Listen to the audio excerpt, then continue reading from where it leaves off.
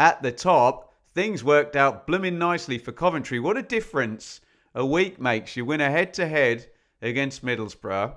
You win the next game, and second draw, third lose, fourth lose, fifth lose, and all of a sudden things looking very, very lovely for Coventry. 3 points clear at the top, 9-point promotion gap, 13 to play. It's 11 points over Ipswich with 2 games in hand and Hull with 1 game in hand. And a week is a long time in politics. It's an eternity in the EFL Championship. It was West Brom 0, Coventry 2. And I've got to say, a lot of people were looking at this and positing the theory this week. Oh, do you know what?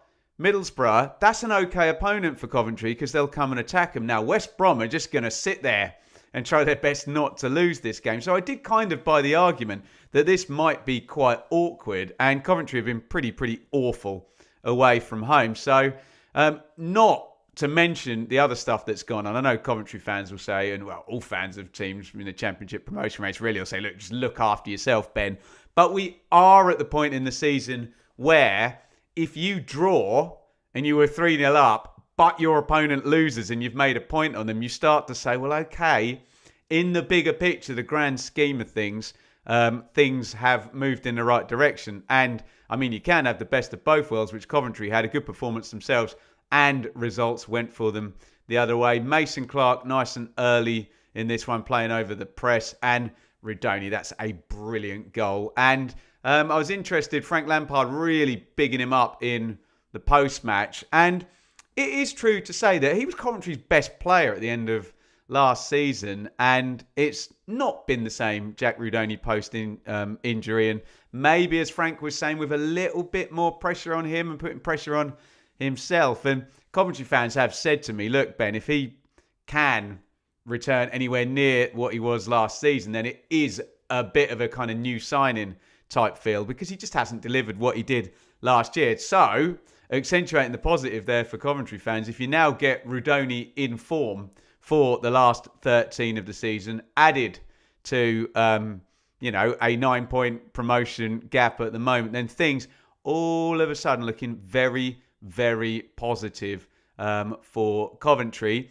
Elephant in the room, I guess, a little bit is that they went 3 winless, then they went back-to-back, then they went 3 winless again, and now they've gone back-to-back. Do they go 3 winless back-to-back again? Do you know what? You're at the point where that still adds on another 4 wins, which takes you to 77 points, and throw some draws and whatnot in. But look, we've been talking about a lowish total, and talk about 85 points at the moment, especially being no one between 2nd and 5th has won. Coventry are at 65. They're 20 points away from 85. So, just over 1.5, I haven't done the maths, takes Coventry to 85 now, which could, well, it might even be enough for the title. You don't know this season. Middlesbrough might win the next 6 games again. But great round for Coventry. And it's a difficult one up next. So they'll be glad to have banked the points there. They face Sheffield United. But let's be fair about this. There is no more difficult game in the Championship than Middlesbrough at the moment. They did win that one, but they've got to go away to Sheffield United. But if I am a Coventry fan, I'm really, really pleased, not just with the back-to-back wins, but the way the results went. One of those really nice Saturdays for Coventry. So, back in the box seat. Take a look with the bookies. Will that swing back round? I reckon it might now. I reckon it might in terms of the title.